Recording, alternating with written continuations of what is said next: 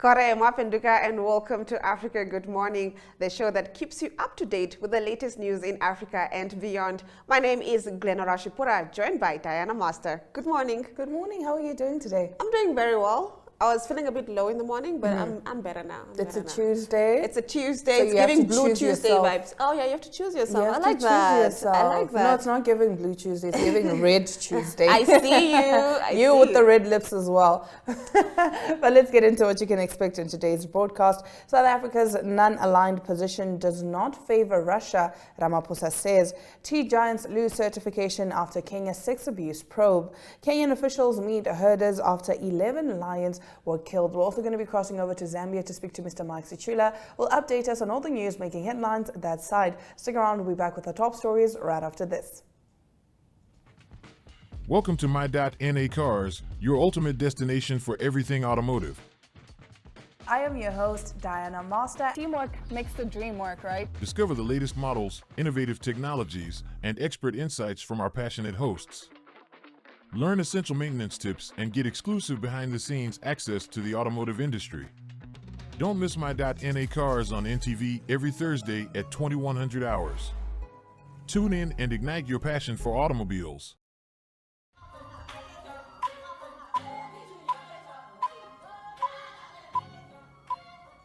You're still watching Africa Good Morning. Let's get into your top stories.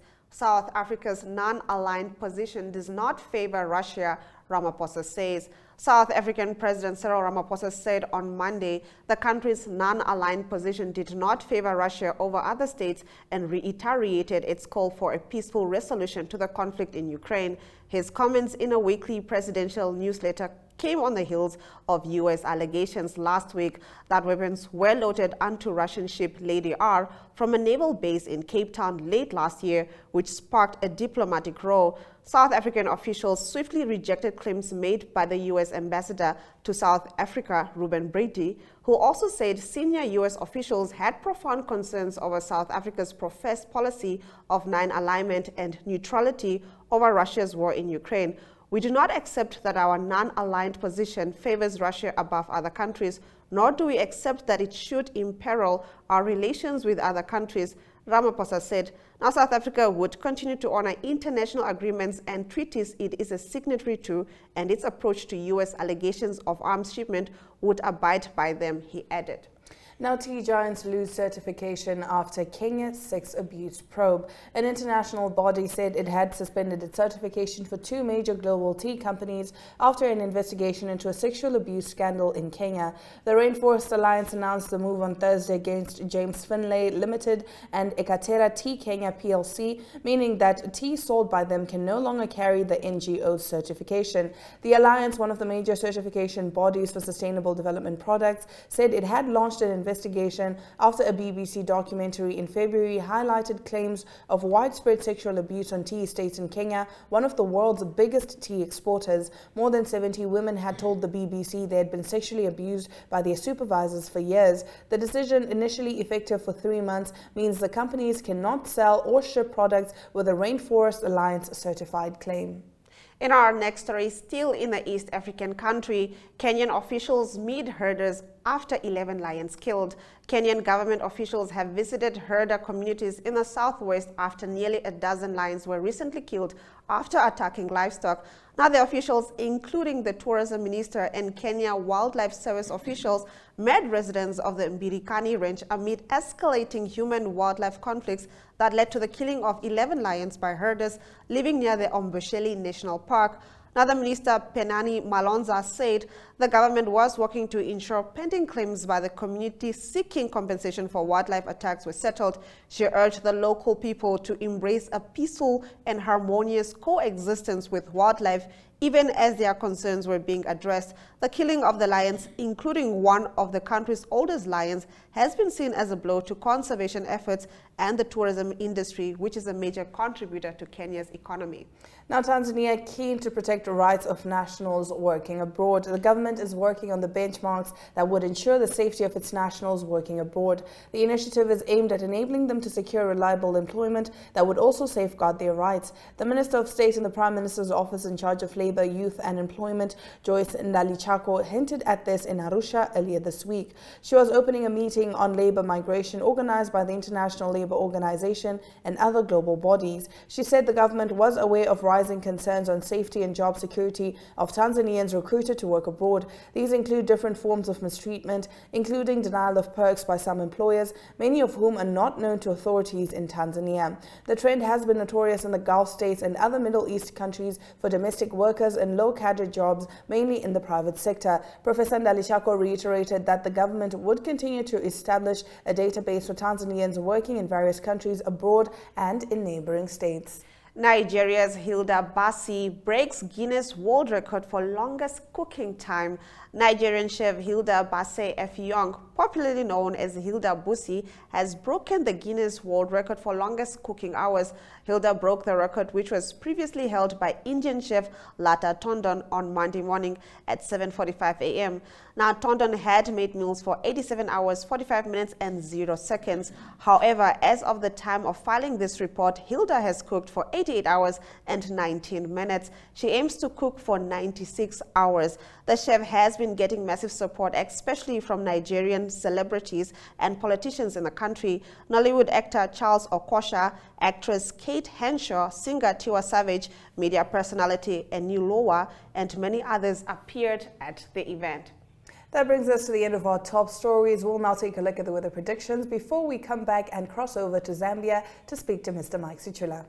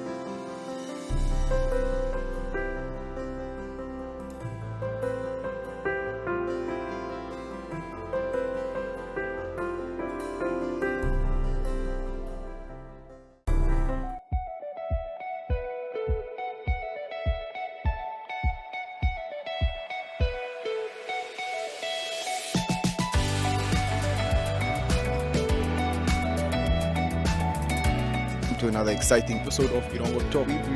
Is die weer en vertel ook vir julle waar die vis julle moontlik gaan byt.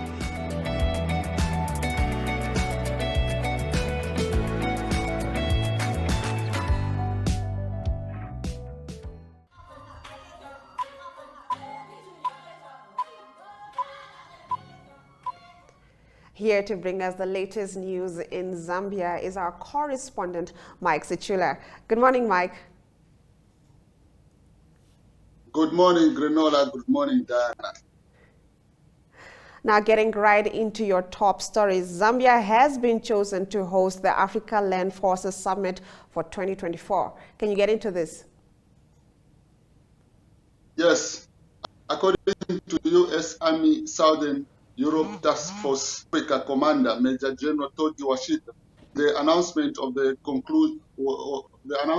conclusion of the 2023 Africa Land Forces Summit in Abidjan, Congo, Cote d'Ivoire, that Zambia should host the next summit. So the 12th summit will bring together land force commanders from all over the African countries to address security concerns that will help sustain sustainability on the African continent and accelerate economic growth in line with the United African Union Agenda 2063. So this summit is coming at a backdrop where the government of Zambia with the United States of America have agreed to set up a command force in Zambia, though the opposition did oppose this move, but President Hakainde Hichilema has agreed to have the AFRICOM offices in Zambia. So it is one of those things that are coming because of the new administration's agenda to have economic diplomacy and also to engage in more international conferences coming to Zambia for the promotion of tourism and also marketing the country to the outside world. All right, we move on. A government minister has urged medical doctors to desist from multitasking between government and private hospitals. Why is this?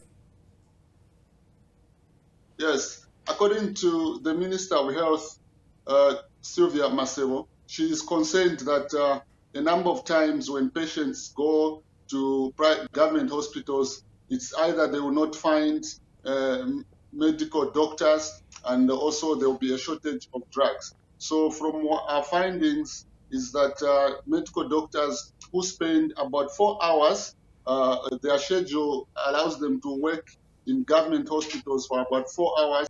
Thereafter, they can do whatever they want. So this has been happening for most of the time, such that patients go to hospitals, they do not find doctors. So she's put the doctors to task to explain why they are multitasking at the expense of ordinary Zambians who want to receive medical treatment. So this is something that also she raised the other time, that most doctors in public health are focusing on their private jobs at the expense of public hospitals, depriving most vulnerable citizens of the much needed health.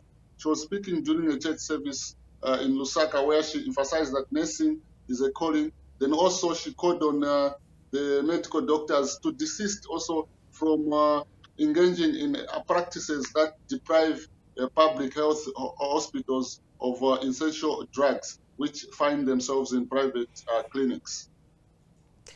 In education news, 100,000 teachers will be trained in digital education. Certainly, this seems like a step in the right direction. Can you expand on this? Yes. As you know, as our viewers may know, Zambia has implemented digital education in schools. So in order for this to be carried successfully, teachers need to be trained. So the government, through a partnership with General of Institutions has partnered for the timely introduction of information, communication, and technology subjects in schools. So in a speech read for him by the Ministry of Education, Universities Director Moses Amos Mumba said that the ministry is urgent to ensure that teachers are trained with the latest technology to enhance efficiency and service delivery to pupils across the country. So about 1,000 teachers will be trained under the Ministry of Education. Then there's also another group of about 3,000 teachers that will be trained under the Ministry of Technology, Science and Development. So you are going to have a situation where most of the government teachers are now going to be trained in digital education to enhance their service delivery to pupils, as Zambia seeks to have a digitally informed nation. All right, now, Mr. Sishila, in a progress report, the Zambia Airways is scheduled to start its inaugural flights into South Africa, excuse me, on June the 1st, 2023. This certainly is some good news. Yes, this is some good news. As our viewers may wish to know, the Zambian Airways is co-owned between the Industrial Development Corporation of Zambia and the Ethiopian Airlines. Zambia holds 45% shares, then Ethiopian Airlines 55% shares. So this decision, according to the Minister of Tourism, is to extend its flights into South Africa is commendable, as it will increase the number of tourists coming to Zambia. So the scheduled flight is scheduled on 1st June 2023, and the route will be serviced by Boeing 737-700 aircraft, offering business class and economic class services. So the minister says this move will provide vital connectivity at national, regional, and international levels. So this is something that the Ministry of Tourism is eagerly taking up to ensure that more tourists are coming to Zambia. Like I did say earlier on, that the government of Zambia set a foot in terms of hosting international events, and having a national airline that is servicing routes such as South Africa is going to be handy in order to bring international tourists to Zambia. All right, so thank you so much, Mr. Sishula, for bringing us the latest news on the ground in Zambia. Now we speak to Vincent Mauni, who is the director of Mzilikazi Ways Safari in Botswana, about tourism in our neighboring country.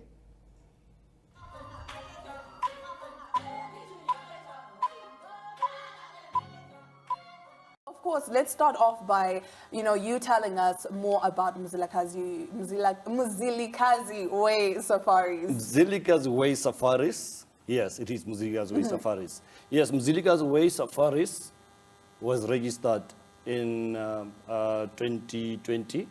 Nice. Yes. And getting business to start that time was a bit tricky because, we were right in the middle of a pandemic. Yes, yeah, you might say that, but I think to me it was a blessing in disguise, because if you look at it this way, COVID gave us time to reflect on a lot of issues, and people were like zeroing back to see, okay, this is what it is, and this is how we should get going forward. And I took the opportunity to start the company, because my background as a guide influenced the vision to do it. Nice. So this was a great time. I had good time to do it, and out of that, I came out with that. So I would say COVID for me, it worked for me a big time, So speaking of Botswana, why is it such a great destination to visit? I've actually driven through Botswana. I visited it. I loved it, but I wasn't there for a long time for me to actually fully enjoy. So could you please maybe just tell our viewers, why is Botswana such a great place to visit? Botswana has different biomes. If you talk about the delta, there's Caprivi. It starts off in Angola, drifting down through the Caprivi into Botswana. That's mostly what people come to see in Botswana. Yes. And the Okavango Delta, within it, there is what we call the renowned Moremi Game Reserve, with dramatic wildlife experiences and different habitats within the area. Seasonal floodplains. You've got your perennial floodplains. So what happens is Botswana is sold differently, different areas. We have our Central Kalahari Game Reserve. Yes, Desert definitely. Park. And I don't know if you know about the Trans Frontier Park. Yes. That's the one that we share with Namibia. Yes. Something that not resonates with your motto this year, which says Beyond Borders. Beyond Borders. Something that we've been doing already in Botswana. We've been doing it with Zimbabwe. Now, the reason why I came here was to get the mix. Seeing you getting that motto for Beyond Borders, and I said, you know what, this resonates with me. Yes. And this is the best time to do it. Of course. So Botswana is sold in that way. So if you look at the Chobe National Park, everyone knows the Chobe National Park. If you talk Chobe, they think elephants. Yes. That area is so well known because of its elephant populations. So if you look at Botswana, it's a flat area. We've got the Makadi pens, or the Ngai pens, or the salt pens, you may call that. So Botswana has got different areas to sell.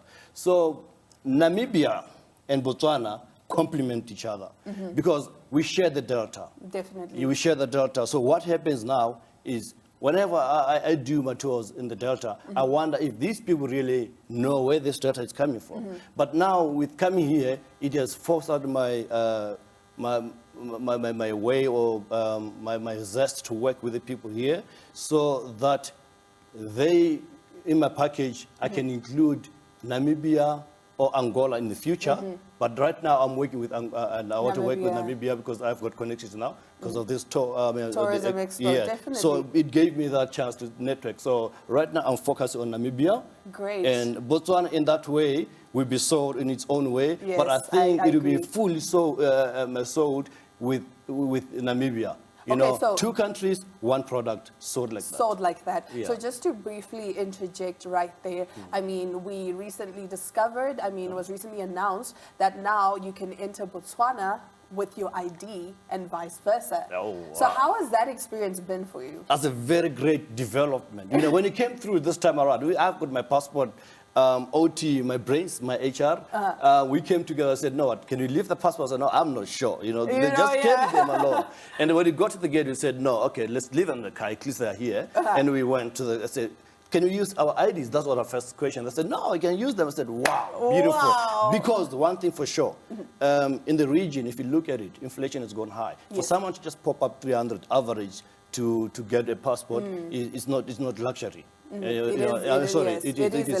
is luxury. I want to say that. It is luxury. So I would rather get a combo of food from Choppies and get the time going until I get the next meal. Yes. So now if I have to use my ID, that is something as simple is one of the, I think, documents within any government entity. That is very cheap. Yes, less and than it's $10 very easy. It's very easy to get. You literally just take it out, boom, you're in the country. And it makes it easier for tourists as well. Yes, people get to travel easier. All That's right. the way.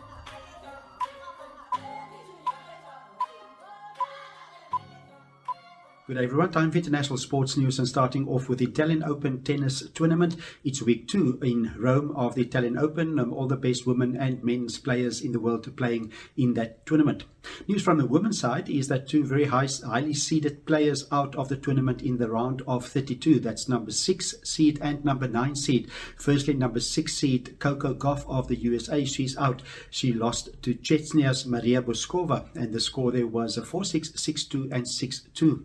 And it was another player from Chechnya responsible for another result that saw a high seed out. It is Maria Sakkari that is out of the tournament. She's from Greece. She lost to Chechnya's Marleta Vondoza, and the score there was 7-5 and 6-3. Early in the tournament, the number 2 and 3 seeds also lost in the tournament. It was Aryna Sabalenka. She is out of the tournament, number 2 seed, and also number 3 seed Jessica Pegula also lost early in the tournament. Number 1 seed Iga Swiatek, the world number 1, she's still in the round or in the tournament and will play in the round of 32. Now on the men's side, it is Taylor Fritz of the USA that also lost. He is the number 9 seed, also one of the high seeds that's out early in the tournament, and he lost in the round of 32 against the unseeded Yannick Hanfmann of Germany. The score 6-4 and 6-1. The number 1, 2 and 3 seeds of the men's side of the draw is still in the tournament. It is Novak Djokovic, number 1 seed. He beat Grigor Dimitrov of Russia in 3 sets. And then also number 2 seed Carlos Alcaraz and 3 seed Daniel Medvedev, all still in the tournament. Continuing international sports news with the cycling news, it is a Giro d'Italia that also continues in week 2. Lots of high-profile sport happening in Italy at the moment, and it was Remco Evenepoel of Belgium that won stage 9. That was the time trial, but unfortunately had to withdraw just an hour after that because he tested positive for COVID-19. So the big news from the Giro d'Italia is that the leader in the general classification is Thomas Geraint of Great Britain. He came second in the time trial as well, but he's now leading with a combined time of 34 hours, 33 minutes and 42 seconds. He's just 2 seconds ahead of Primoz Roglic, and that is in general classifications. On Monday, that will be a resting day for the Giro d'Italia, and it will be stage 10 on Tuesday. Southern African interests, Ryan Gibbons is still in the race, or in the tour, so to speak. He's tied 71st at the moment. He will not win it, but he's competing well. He's 48 minutes behind the leader. And moving on to golf news on international sport, and it is on the men's PGA Tour. It was Jason Day of Australia that won for the first time in 5 years.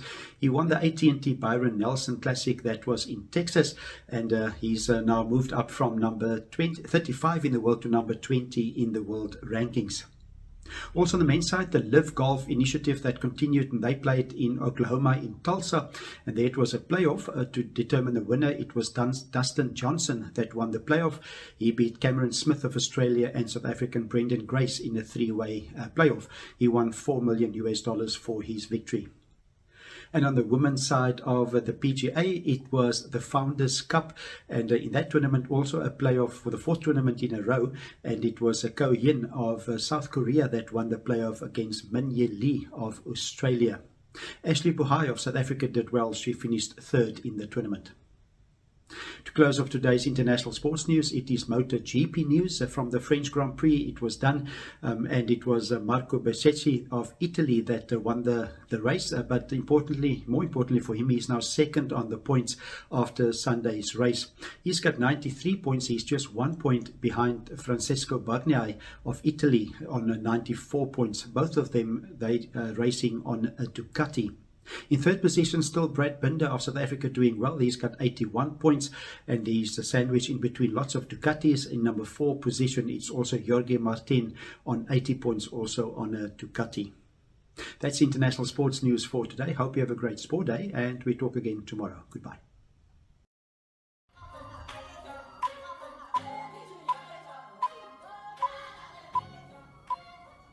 You're watching Africa Good Morning. Let's take a look at the highlights from today's broadcast. South Africa's non-aligned position does not favour Russia, Ramaphosa says. Tea giants lose certification after Kenya's sex abuse probe. And with that, we've come to the end of our broadcast. Don't forget to tune in tomorrow, same time, same place. I am Glenora Shipura. And I'm Diana Master, wishing you a lovely Tuesday ahead.